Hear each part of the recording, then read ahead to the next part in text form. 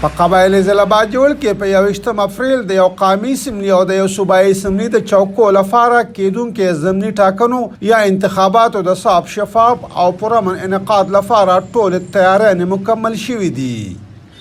یو طرف ته د مختلف سیاسي پارټیانو امیدوارانو خپل انتخابي مهم مکمل کړی دی،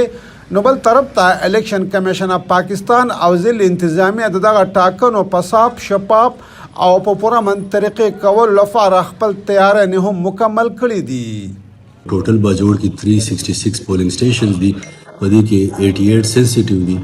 او په هغې باندې سیکیورټي ډپلایمنټ د هغې سیکیورټي پلان دا ټول موږ کړی دی. څومره چې سیاسي کوم کینډیډ دي ټول پولیټیکل پارټي سره د ټولو سره میټینګونه هم شوي دي، هغو ته چې کوم هدایت دي هغه هم ورکړي دي او بیا هم ورته دا خواست دی چې الیکشن چې کوم دی نو دا یو جمهوري عمل دی او انشاءالله په جمهوري طریقې باندې به دا څومره چې پروسس دی دا به کمپلیټ کیږي. د الیکشن کمیشن اف پاکستان مطابق د قومي اسمبلي په حلقه اتم باندې